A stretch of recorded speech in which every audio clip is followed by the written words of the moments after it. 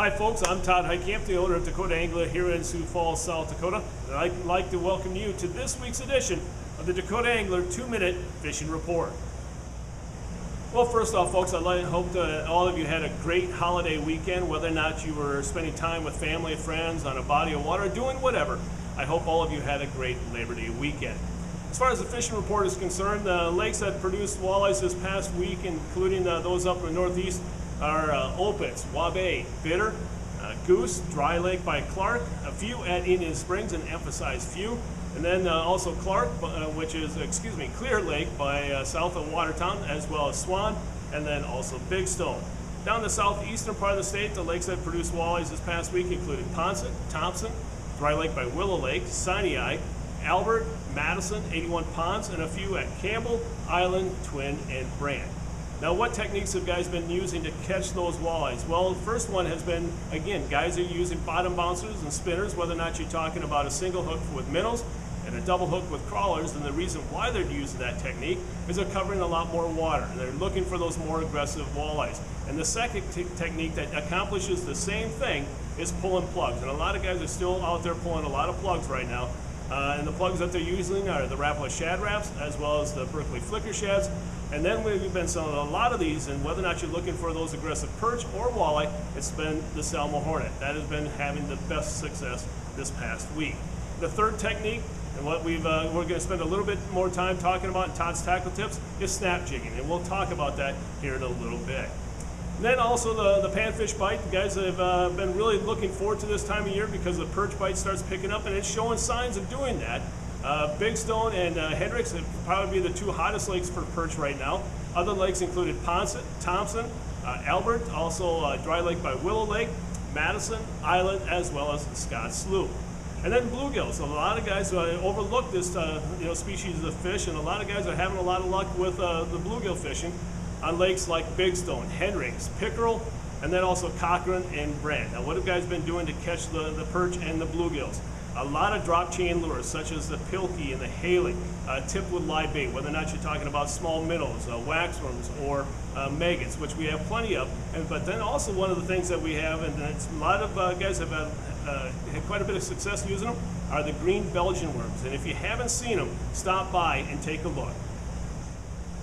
In this week's version of Todd's Tackle Tips, we're going to talk about something that we really haven't discussed quite a bit, and that's snap jigging. What is snap jigging, you ask? Well, it involves a lure that we call the Rapala Jigging Wrap, and there's other companies that have their own version of something like this, and that's also Johnny Darter, or even the Northland Puppet Minnow. All three of them work very well, and there's other versions out there as well.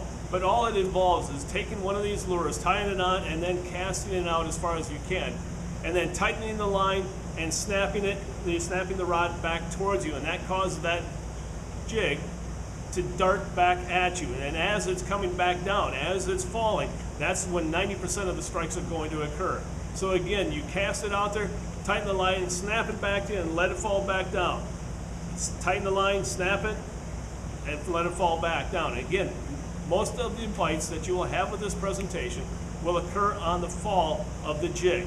Now, if you don't want to cast, you can also do it while trolling, and this is where a lot of guys are doing right now, looking for those more aggressive fish. And how you do that is basically drop it alongside your boat, let it go back a little ways, and then snap it towards the front of the boat. Again, it causes that darting movement of the bait, making it look more like a bait fish. And again, most of the strikes will occur on the fall. And so what we call this is snap jigging, and you want to use some of the larger profile baits, whether or not you're talking about the jigging wrap, the Johnny Darter, or the puppet minnow. You'll want to use the size 7s or 9s to give you the best opportunity to get those larger fish.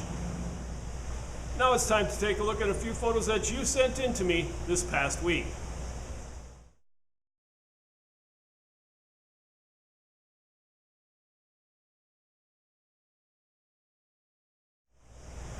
And remember folks, if you'd like your photo included in next week's version of the 2-Minute Fishing Report, please send it to me. Send it to todd@dakotaangler.com or post it to our Facebook wall. And if I use your photo, your name will be entered into a monthly drawing for a $25 gift certificate. And before we end this week's report, I want to let you know that this coming weekend, we're going to have our customer appreciation sale right here at Dakota Angler, right here at the store. Not online, but here at the store. That means everything open water is going to be on sale at some unbelievable prices. So again, stop on by for this weekend's customer appreciation sale right here at Dakota Angler at 1120 East Benson Road. If you have any questions about it, give us a call at 605-336-9132. Well, folks, that's this week's version of the 2-Minute Fishing Report. For Dakota Angler, I'm the owner, Todd Heitkamp, and as we say around here, fish on! We'll see you next time, and again, thanks for watching.